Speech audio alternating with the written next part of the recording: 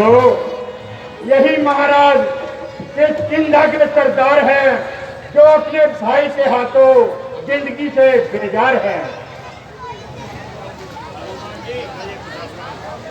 आप मुझे इनसे परिचय करवाइए। ये दोनों होनहार अयोध्यापति महाराजा दशरथ के राजकुमार है। इन्हें श्री रामचंद्र जी के नाम से पुकारते हैं और उन्हें लक्ष्मण के नाम से उच्चारते हैं। प्रभु, मेरा सौभाग्य है जो आपका दीदार हो गया और मैं आप मझधार से पार हो गया। आपकी मेहमान नवाजी से मेरा दिल तार हो गया और आज से मैं आपका मददगार हो गया। महाराज, मुझे आप अपनी कहानी सुनाइए और पूरा हाल सुनाइए कि आप किसी महाराजा के पुत्र होकर इन वनों में क्या कर रहे हैं। मेरी माता कैकेयी ने किसी समय पिताजी से 2 वर मांगे थे। एक वर में भैया भरत को अयोध्या का राज और दूसरे वर में मुझे 14 वर्षों का वनवास। बस मैंने तो खुशी खुशी पिताजी के वचनों का पालन किया और इधर मेरा छोटा भाई लक्ष्मण और मेरी पत्नी जानकी भी मेरे साथ वनों में आने की जिद करने लगे और हम तीनों खुशी खुशी वनों में वास करने लगे। एक दिन वो दुष्ट रावण पंचवटी से हमारी पत्नी सीता को हर ले गया। बस अब हमें उसी की खोज करनी है और उसी को हर प्रकार ढूंढना है। महाराज, कुछ रोज पहले मैं मंत्रियों से यहीं पर बैठा था और एक स्त्री आकाश मार्ग से हाय राम हाय लक्ष्मण कहती हुई चली जा रही थी और मजबूरन रथ पर बैठी जा रही थी। तब मुझे मालूम होता तो मैं कब जाने देता, मगर अज्ञानता की वजह से चुप रहता। अलबत्ता उन्होंने हमें देखकर हमारी ओर कुछ जेवरात भी फेंके। आप इन जेवरात की पहचान कीजिए और अच्छी तरह से इत्मीनान कीजिए।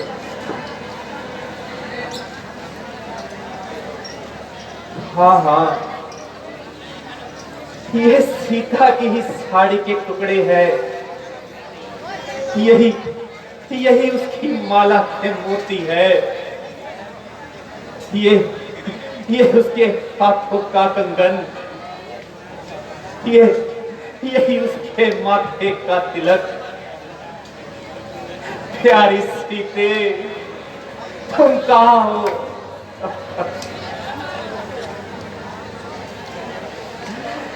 अफसोस दिन हमारे गर्दिश में आ रहे,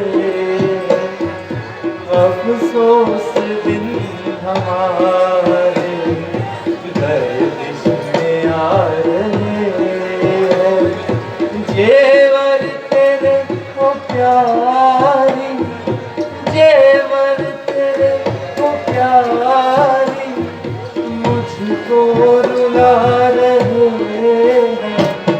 अफसोस दिन हमारे गर्दिश में आ रहे हैं।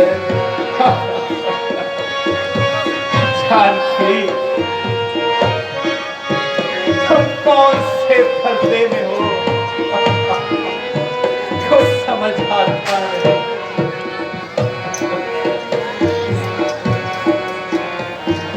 चंपा कलीन दिल की मुरझा दिया कली को, चंपा कलीन दिल की मुरझा दिया कली को।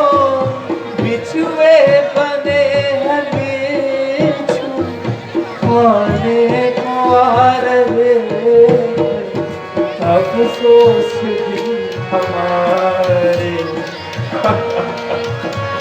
भ्राता जी, हरे हरे।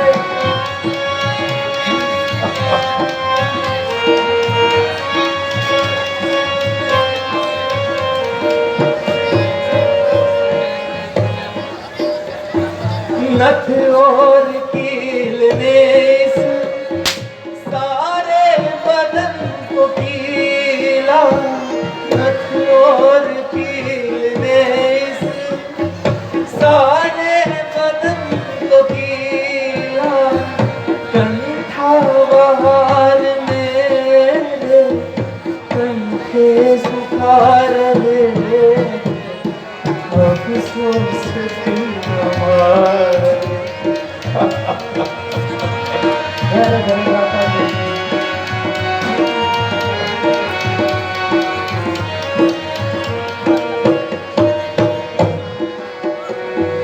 जुगनी जड़ाऊ बिंदी करती जिगर को घायल, जुगनी जड़ाऊ बिंदी करती जिगर को घायल, बिछुए बने हैं बिच्छू खाने को आ रहे हैं, अफसोस दिन हमारे घर में आ रहे हैं। जानकी प्रभु उठिए। महाराज, अपनी तबीयत को संभालिए और इस प्रकार रुद्र ना कीजिए, क्योंकि मैं भी आपकी तरह चोट खाए बैठा हूँ और अपनी प्राण प्रिय को गवाए बैठा हूँ। लेकिन मुझे यकीन है वो परमात्मा हमारे साथ अवश्य न्याय करेगा और ऐसे दुष्टों को दुनिया से जल्दी साफ करेगा। भ्राता लक्ष्मण, देखो तो सही, यह जेवर सीता के ही है ना? क्या बताऊं भ्राता जी, मैंने तो चरण निवारे हैं, देखे माता के कान नहीं। मैं तो चरणों का सेवक हूँ, बिच्छुओं की मुझे पहचान नहीं। मगर शगुन ये अच्छा है, खरकट है तीर्थ कबारों में। जल्दी ही हो गए ये कुंडल मेरी माता सीता के कानों में। रहे कुंडन वाली वे दही का, इस तरह हरण करने वाले का अब सावधान होकर रहे। आते हैं रण करने वाले। अब सतवंती सीता की राहें नीचे गिरे तेरे पैरों पर। पश्चिम दिशा में जाने वाले अब जाएंगे दक्षिण दिशा में। धन्य हो लक्ष्मण वीर, तुम धन्य हो।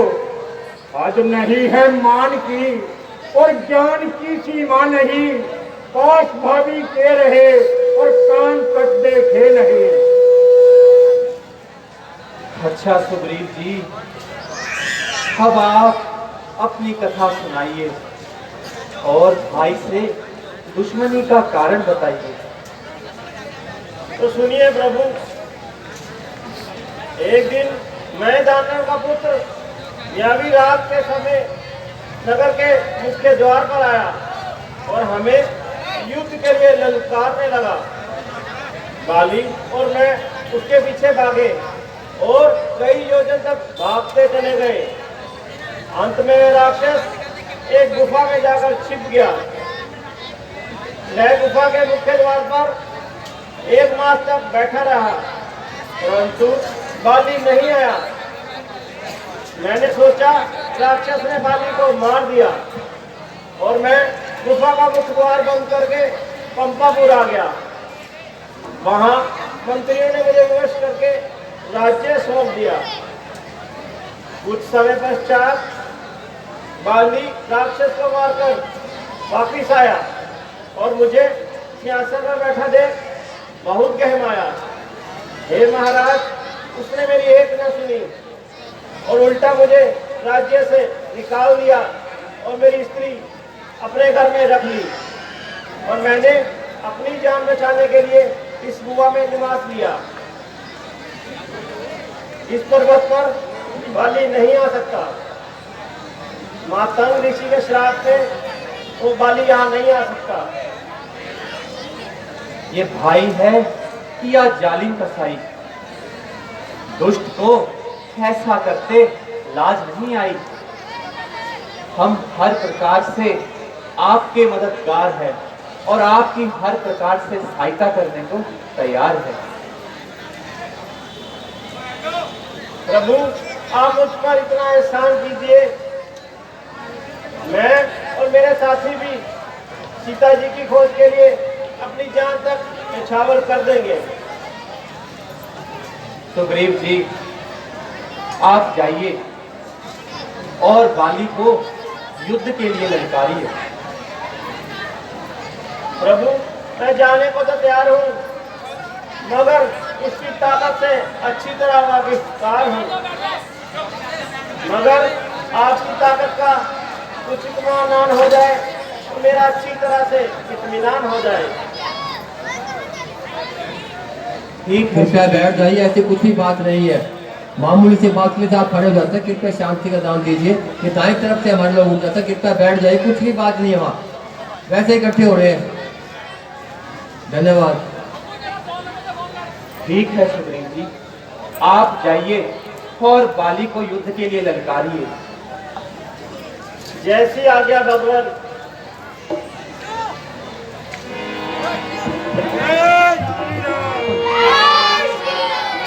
So friends, if you like our videos, please click on the subscribe button, bell icon दबाइए और हमारे चैनल के सभी अपडेट्स पाइए।